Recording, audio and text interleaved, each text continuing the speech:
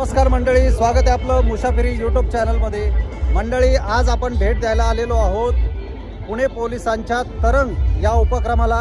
पुणे पोलिसांच्या मुख्यालयाच्या मैदानावर तरंगचं एक्झिबिशन भरलेलं आहे।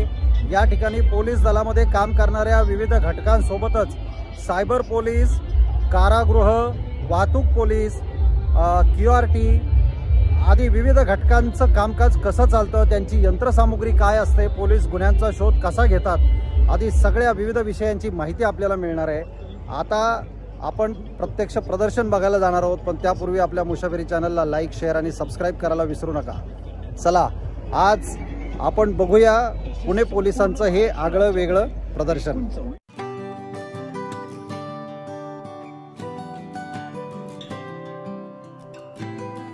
प्रदर्शन स्थळी भेट दिल्यानंतर सुरुवातीलाच फुलांची देखणी रांगोळी, आकर्षक समया आणि वाहतूक पोलिसांची ही प्रतिकृती लक्ष वेधून घेत होती। वाहतूक पोलिसांचा गणवेश कसा असतो हे या ठिकाणी नीटपणे पाहता आलं।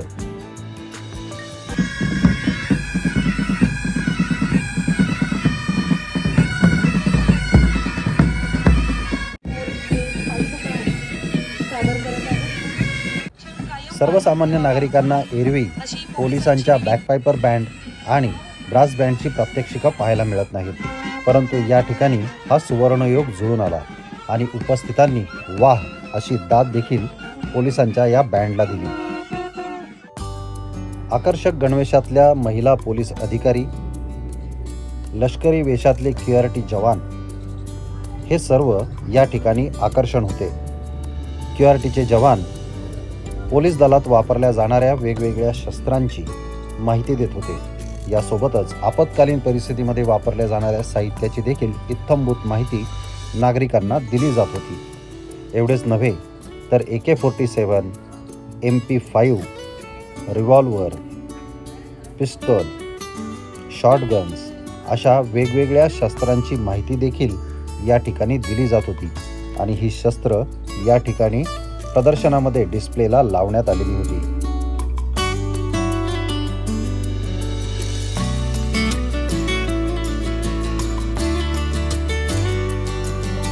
आपल्या शहरामध्ये एक दहशतवादी घुसलेला आहे आणि त्याची माहिती QRTच्या जवानांना मिळालेली आहे। आता त्याला मारण्यासाठी आपले QRTचे जवान सज्ज झालेले आहेत। तर हे ऑपरेशन नेमकं कसं राबवलं जातं याचं प्रात्यक्षिक देखील QRTच्या जवानांनी या ठिकाणी करून दाखवलं।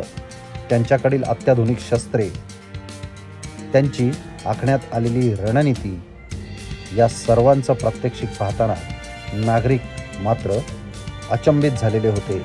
त्यांच्या अंगावर हे दृश्य पाहताना शहारे येत होते।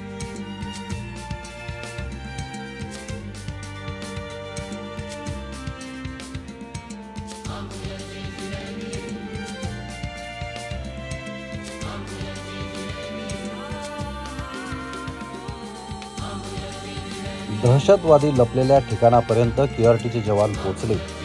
या ठिकाणी एक हातगोळा फोडण्यात आला आणि जवानांनी त्याला गोळ्या घालून ठार केले।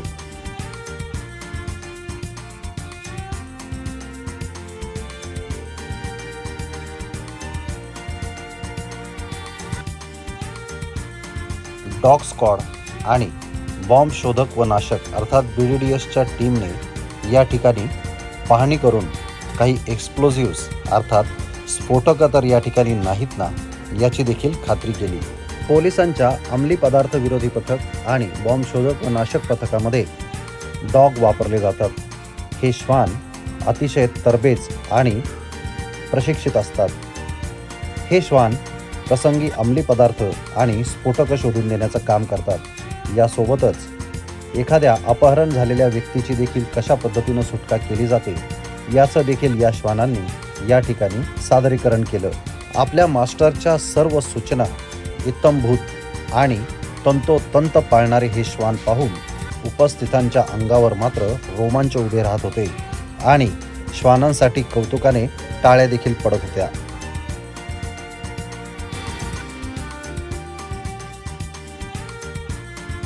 हा शो झाल्यानंतर नागरिकांनी या श्वानांना जवळून भेटण्याची संधी मात्र सोडली नाही। सर्वांनी प्रेमाने या श्वानांना भेटून त्यांचं कौतुक देखील केलं.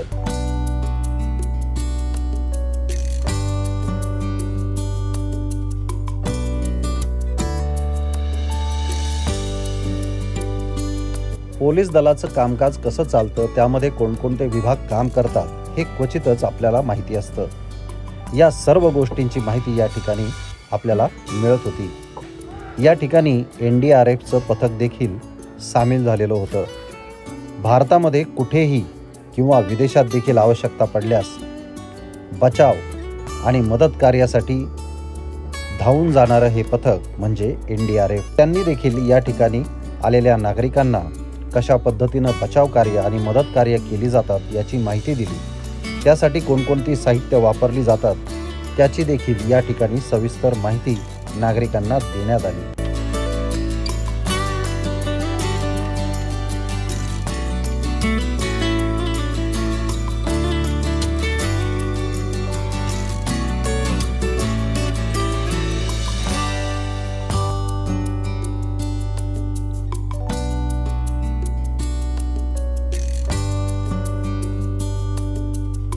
हे प्रदर्शन पाहण्यासाठी वेगवेगळ्या शाळांमधील विद्यार्थ्यांनी देखील गर्दी केलेली होती.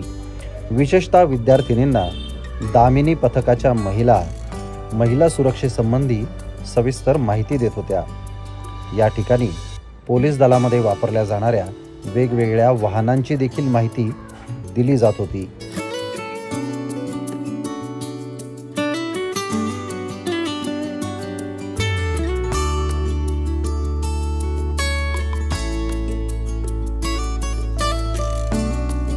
महाराष्ट्र राज्य राखीव पोलीस दलाच्या अधिकारी आणि कर्मचाऱ्यांकडून वापरली जाणारी शस्त्र, त्यांचे गणवेश, त्यांची वाहनं आणि SRPFचं कामकाज नेमकं कसं चालतं याची देखील माहिती या प्रदर्शनाच्या माध्यमातून जाणून घेता आली.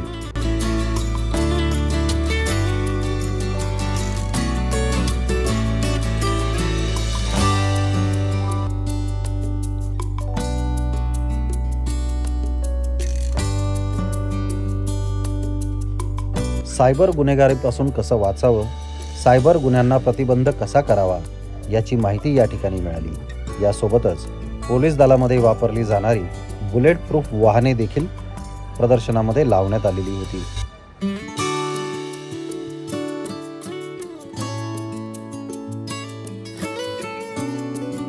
आता हेच पहा, या ठिकाणी रेस्क्यू या संस्थेमार्फत वन्यजीवांच्या बचाव आणि मदत कार्यासाठी केल्या जाणाऱ्या उपाययोजनांची, त्यांच्या वापरात असलेल्या साहित्याची देखील मांडणी करण्यात आलेली होती. सर्वसामान्य नागरिक या ठिकाणी कुतूहलाने स्वतः जाऊन माहिती घेत होते आणि संस्थेचे सर्व अधिकारी कर्मचारी देखील या ठिकाणी नागरिकांना न कंटाळता संपूर्ण माहिती देत होते.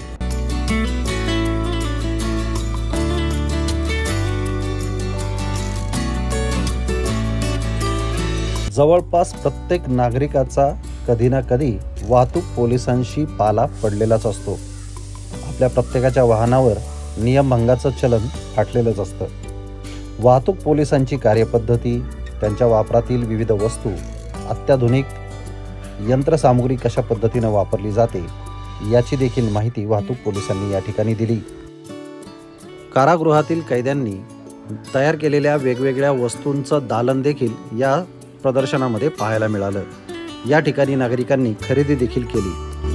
साहित्य आहे, मध्ये वापरलेले जे साहित्य आहे, रिसिव्हर आहे, ते रिसिव्हर जे आपण पैसे घेणे आणि देण्यासाठी हे वापरतो. आता हे वापरत नाही, पण त्याच्या आता नेक्स्ट जनरेशन आहे. पोलिसांच्या वायरलेस अर्थात बिनतारी संदेश यंत्रणेची माहिती या ठिकाणी बघायला मिळाली.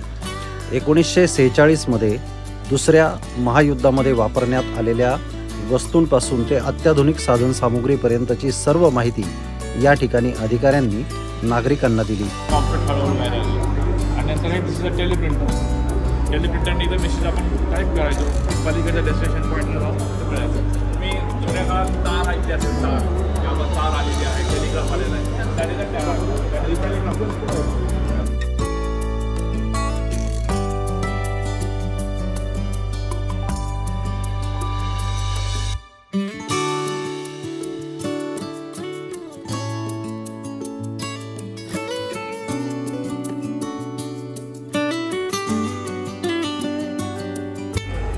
46 आणि 56मध्ये आम्ही सायकलवरती ते सेट्स SSB 15 बॅट हे आपण लावायचो आणि त्यानंतर कम्युनिकेशन सेटअप करायचो.